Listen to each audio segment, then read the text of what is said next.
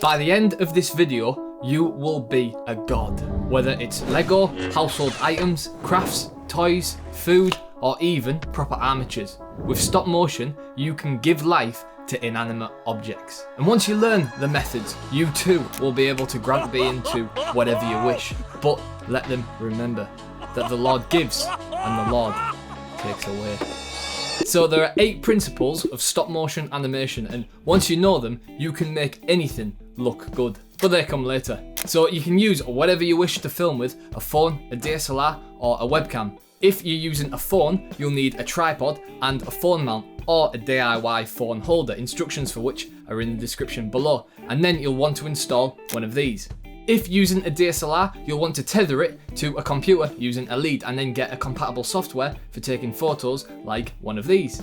There's advantages and disadvantages to using different types of cameras, but as long as you can shoot everything with manual controls and it's stable, it'll be fine. You want a sturdy workstation that doesn't shake when you animate on top of it. This will be where you put your set. Whether it's built out of Lego, paper, or foam board, it's up to you. Just a little bit of general advice is don't waste time building what the camera won't see. Next, you need to block out all natural light. Why? Well, stop motion is created by taking a photo of something, moving it ever so slightly, and then taking another photo. And once you play these photos back, the object will look like it's moving. It's very important that we keep all the variables consistent throughout, because any slight changes in the light will be picked up by the camera's sensor, and so when you play these images back, there'll be an ugly flicker. Because natural light from the sun changes in its brightness throughout the day, we need to treat it like a crazy ex-girlfriend and block it. By the way, flicker is why you also want to have full manual control over your camera, because if you've got your focus or your white balance set to automatic, they're more likely to move throughout your animation, thus creating some other form of flicker. So set everything on manual. Whatever you're filming, the subject of your animation, make sure it's sturdy and can hold its shape between shots. For me, when I animate, I use a lot of blue tack to hold the characters and the sets in place. Now, let there be light.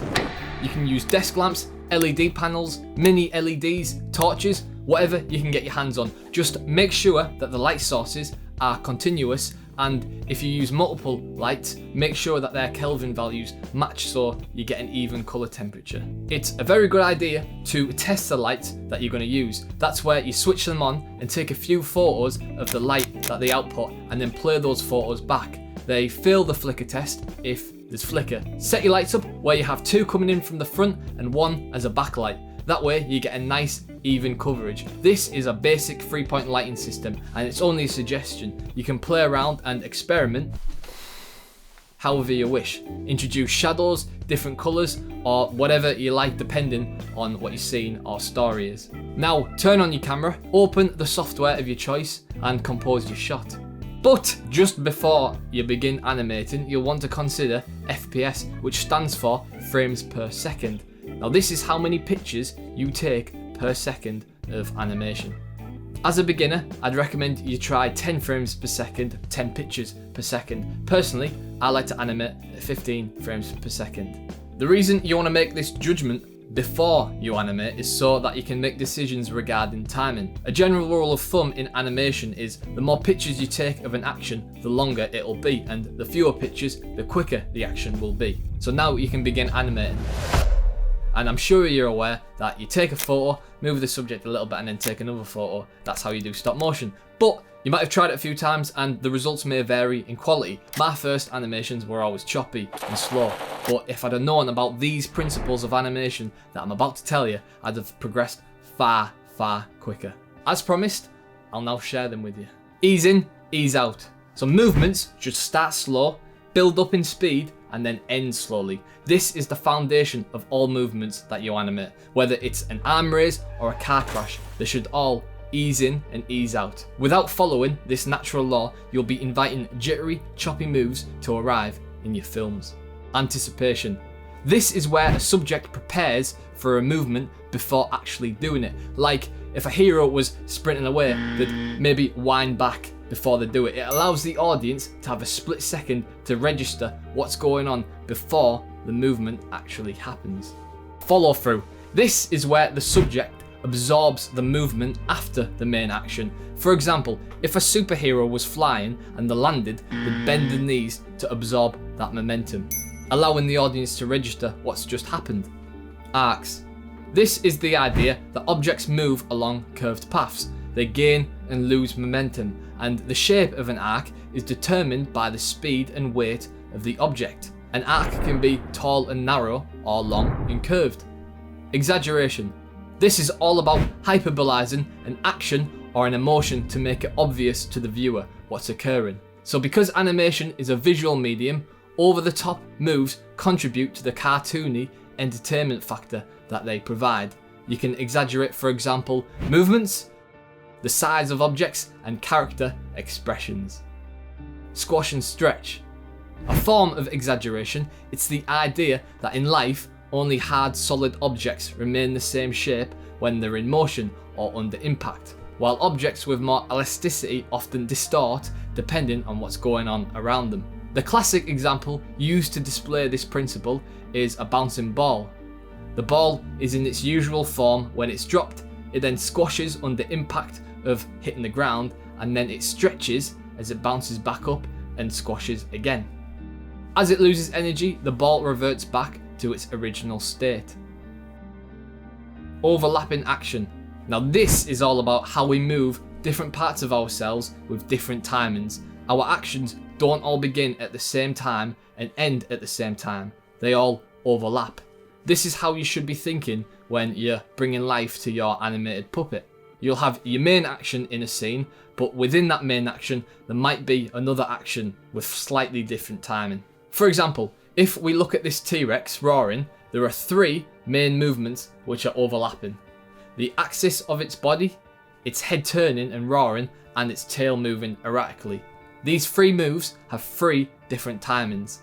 This principle is more on the advanced side of animation and will require some more tracking ability where you make note of the moves you've made, or you can circle within certain softwares. And then finally, you've got performance. So you're telling a story with your animations, and your characters are your actors. And since animation is a visual medium, how they feel should be portrayed in their actions.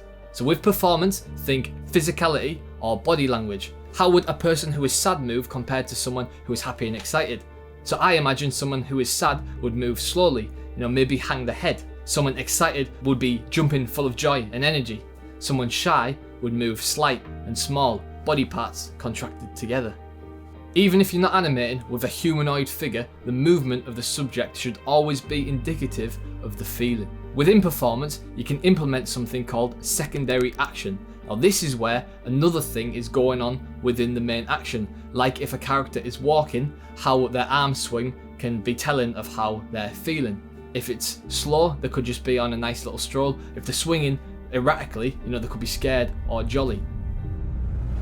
Utilising these principles means that you can imply more in your animations about the subjects, things like the weight and density. For example, a heavy object would ease in and ease out very, very slowly, but a light and fast object would move extremely quickly. And also make sure that when you're animating, you have some form of onion skinning going on. This is where the previous frame is overlaid on top of the current camera's live view, so you can track the moves you're making compared to the last photo that you took. Another tip is while you're animating, pay attention to the colour of the top you're wearing. If it's a bright top, like the one I'm wearing, it might reflect light onto your set and cause a little bit of flicker as you move between frames. So always make sure to wear a black top, as this won't reflect any light.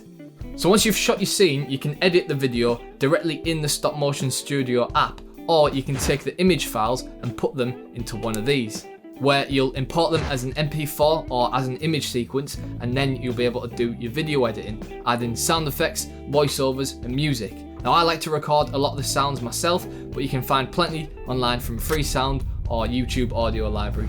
Now if that breakdown was a little bit quick and you've still got questions about what gear to use, how to edit properly, and would like to just see a more in-depth, broken down demonstration of each principle individually to really excel your stop motion game, well, I've created the stop motion animation training course, and you can get access to the first 3 lessons completely free by clicking the link in the description below. So please go check that out. I've literally created the thing that I wish I had when I started out in animation. So guys, click the link in the description below, get access to those free lessons, and I'll see you in the next video.